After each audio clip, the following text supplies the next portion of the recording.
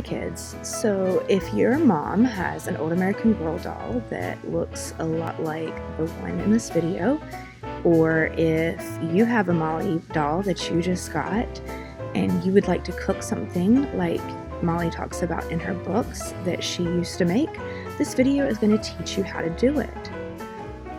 So back when I was little, I had the Molly cookbooks, and I used to love to cook all of the things that were mentioned in the books, and I used to love to talk about these things. So this video is going to teach you how to do those things. So there's going to be some things in this video that you're going to need your parents to help with, and we're going to tell you what kind of equipment that you're going to use and what kind of equipment that your parent might need to help with. So in the book, it's going to tell you to use an apple core to get the apple core out of the middle, and so you're going to get your parent to help you with that because the apple core is very, very sharp. So this is something that only an adult should do, and if you are helping with this, make sure that your adult is around. Don't do this while they are out of the room, and be very, very careful with this process. And you may not know this, but you can actually use a regular table knife that looks like this to cut up your apples. So you're going to cut them in half, and then you're going to cut them into strips very carefully and keep your fingers out of the way. And then you're going to cut each of those strips into little chunks of apples. And your parents can help too. You don't have to cut up all the apples by yourself. I bet that your parents could probably help out with a sharper knife, but you're going to just use your regular table knife, and that will cut up your apples just fine. So like I said, you're just going to cut those into strips.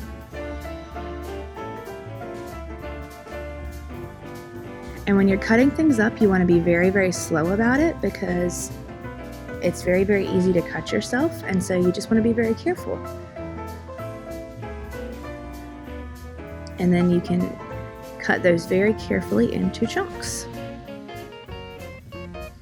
Then you're just going to keep on cutting those up until you get all of your apples cut up, and you're using 4 apples for this recipe.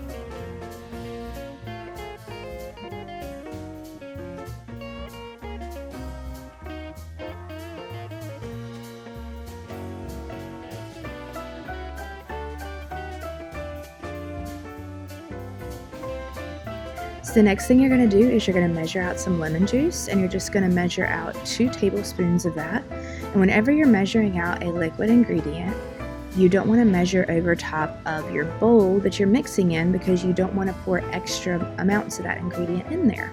So you're going to measure over something else to make sure that all of your measurements are just right. And so you're going to pour 2 tablespoons of lemon juice into your apples and mix those up. And the reason that you're putting lemon juice in there is that is going to keep your apples from turning brown and gross. We don't want gross apples. So then you are going to cut up some celery, and I know some of you may not like celery, so talk to your adult and you can leave it out if you want to. But what you're going to do is you can cut your celery into strips all at once, but what I have found is easier is cut it into shorter pieces first. And then you're going to cut your celery into thinner strips. So this is me cutting it into shorter pieces like that. And then you're going to cut it into some thinner strips like that. And then you're going to cut those thinner strips into little baby chunks. And those little tiny chunks are not going to be bad to eat. They're going to taste kind of like the apples do by the time you cover them up with all the good stuff. And then you're just going to chop up the rest of your celery just like that. And you always want to make sure you cut the top and the bottom off the celery because that part is a little bit different. And keep on chopping that up. And you can get your adult to help with that with a big knife if you need to.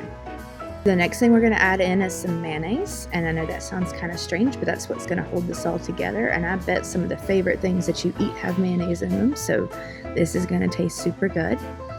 So to measure out things like mayonnaise, you're going to take what's called a rubber spatula, and that's that thing that you see me using putting into the jar, and you're going to pack that cup completely full and then scrape off the top so it's level, and that means you're going to have just the right amount in there. And as you can see, because of the clear measuring cup, we can tell that it's completely full, and then you're going to scrape that into your bowl. So then you're going to measure about 1/3 cup of walnuts into your bowl as well. And the recipe is going to say to just put these on top, but I like putting them inside because it makes it a little bit more crunchy. And then you're going to take another rubber spatula or a spoon, and you're going to mix that up really well until all of the ingredients come together and it all kind of looks the same. So in Molly's books, she talks about victory gardens, and so Waldorf salad got served on lettuce, and Molly would have probably grown this in her garden outside.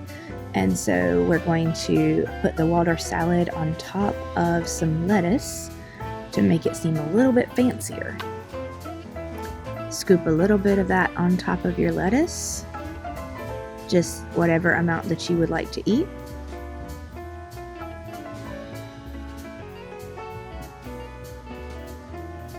And then you can sprinkle a few more walnuts on top to make it look fancy.